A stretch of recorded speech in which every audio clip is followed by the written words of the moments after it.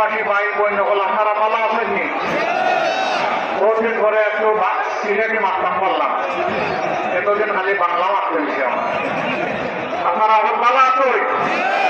আলহামদুলিল্লাহ, আলহামদুলিল্লাহ রাব্বিল আলামিন, والصلاة والسلام على رسوله الكريم وعلى آله وصحبه وأهل بيته أجمعين। আল্লাহ তাবারক ওয়া তাআলা শুকরিয়া আদায় করছি, যিনি আজকে আমাদের এখানে দাঁড়ানোর তৌফিক এনায়েত করেছেন। আলহামদুলিল্লাহ।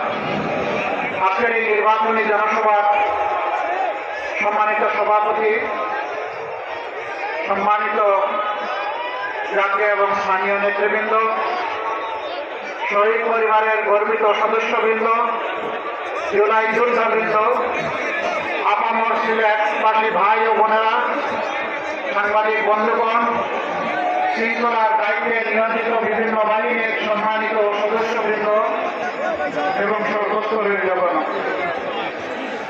বাংলাদেশ আমাদের প্রিয় জন্মভূমি, আল্লাহ রাব্বুল আলামিনের দান। সিলেটকে বলা হয় বাংলাদেশের আধ্যাত্মিক রাজধানী। এখান থেকে কয়েক বছর দূরে আছে হযরতে শাহজালাল ইমানি রাহমাতুল্লাহ আলাইহির মাজার। আমরা তার উত্তরসূরি। তিনি এসেছিলেন অন্যায়ের বিরুদ্ধে, জুলুমতন্ত্রের বিরুদ্ধে, তৎকালীন ফ্যাসিবাদের বিরুদ্ধে তলোয়ার হাতে নিয়ে এসেছিলেন। আলহামদুলিল্লাহ, তিনি মজলুমের পক্ষে দাঁড়িয়েছিলেন, জালিমের বিপক্ষে তিনি অভিযান পরিচালনা করেছিলেন।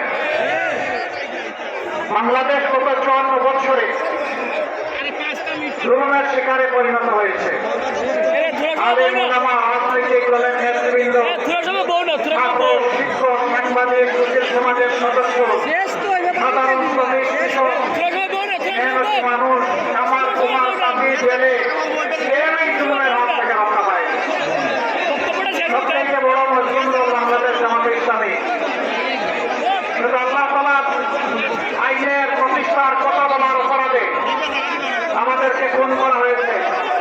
এক এক করে আমাদের শীর্ষ 11 জন নেতাকে দুনিয়া থেকে বিদায় করা হয়েছে। 1000 সহযোদ্ধা সহকর্মীকে নির্মমভাবে বিনা বিচারে হত্যা করা হয়েছে। 5000 সহকর্মীকে জীবনের পরে পঙ্গু করা হয়েছে। 50 লক্ষ ভাই বোনদের বিরুদ্ধে মামলা দিয়ে শিশু থেকে বৃদ্ধ তাদেরকে বারবার জেলে পুরা হয়েছে। সবগুলো অফিস 13.5 বছর একটা তালাবদ্ধ করে রাখা হয়েছে। আমাদের নেতৃবৃন্দের ঘর বাড়ি বুলডোজার দিয়ে ভাঙে গুঁড়িয়ে দেওয়া হয়েছে। শেষ পর্যন্ত দিশাহারা সরকার শেষ পর্যন্ত আমাদেরকে নিষিদ্ধ ঘোষণা করেছিল। কিন্তু যখন আল্লাহ রাব্বুল আলামিন 24-এর 5ই আগস্ট এই জাতির জীবনে একটু স্বস্তি দান করলেন, আমরা কোনো মিছিল করলাম না, আমরা কোনো মিটিং করলাম না, আমরা উচ্চ আশা পেতে পারলাম না, আমরা আল্লাহ তাআলার শুকরিয়া আদায় করার জন্য সেজদায় পড়ে গেলাম যে আল্লাহ আমাদেরকে এই জগদ্দল পাথর আমাদের বুকের উপর থেকে সরিয়ে দিয়েছেন। আমরা সেই মহান মনিবের শুকরিয়া আদায় করলাম। 5 আগস্ট রাষ্ট্রেই আমরা ঘোষণা করলাম যে সংগঠন হিসাবে জামাতে ইসলামের উপর যত জুলুম করা হয়েছে, আজকের এই মুক্তির বিনিময়ে মহান আল্লাহ তাআলার শুকরিয়া আদায় করে বলছি, একজন জালিমের বিরুদ্ধে দল হিসাবে জামাতে ইসলামী কোনো প্রতিশোধ নেবে না। আমরা কথা রেখেছি, দল হিসাবে কারোর উপর থেকে আমরা কোনো প্রতিশোধ নেইনি। তবে এও আমরা বলেছিলাম, যারা খুন হয়েছেন, আহত হয়েছেন, পঙ্গু হয়েছেন, গুম হয়েছেন, যাদেরকে ব্যক্তিগতভাবে ক্ষতিগ্রস্ত করা হয়েছে, অবশ্যই আদালতে গিয়ে ন্যায় বিচার চাওয়ার এবং পাওয়ার অধিকার তাদের আছে। যদি এরকম কেউ ন্যায় বিচার চান, আমরা তাদের পাশে দাঁড়িয়ে মজবুতভাবে তাদেরকে সমর্থন এবং সহযোগিতা দেব। একই সাথে কথা হুঁশিয়ার করে দিয়ে বলেছিলাম, সাবধান, মামলা করতে গিয়ে একজন নিরপরাধ মানুষের নাম তালিকায় অন্তর্ভুক্ত করা যাবে না। আপনারা শুনে খুশি হবেন, সারা দেশে আমরা লাখ লাখ হাজার হাজার মামলা করি নাই, সব মিলাইয়া 750-র মতো মামলা হয়েছে। 8টা মামলায় 1 জন করে মাত্র আসামি আছে, দ্বিতীয় কোনো আসামি আমরা খুঁজে পাই নাই, তাই নিশ্চয় আসামি নাম আমরা লিখি নাই। আমাদের কর্মীরা আমাদের কথা রেখেছে, আলহামদুলিল্লাহ। সেই জায়গায় অনেকে শত শত মানুষ, এমনকি হাজারো মানুষকে মামলায় ঢুকে মামলা বাণিজ্য করেছেন। সম্মানিত সিলেটবাসী,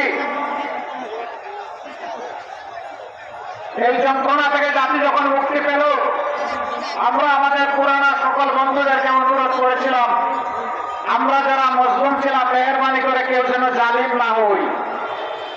এতদিন যে সমস্ত অত্যাচার আমাদের উপর করা হয়েছে, আমাদের কাছে জোর করে চাঁদা আদায় করা হয়েছে, ঘুষ নেওয়া হয়েছে, মামলা বাণিজ্য করা হয়েছে, দুর্নীতি করা হয়েছে আমাদের সংক্ষিপ্ত করে, এখন আমরাই যেন সেই সমস্ত অপকর্মে জড়ায় না পড়ি।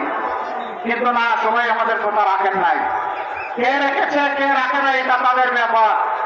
সেন্সিবল নাগরিক হিসেবে এটা আমাদের দায়িত্ব ছিল, তাই আমরা অনুরোধ জানিয়েছি। যারা রেখেছেন তাদেরকে অভিনন্দন। যেন একটা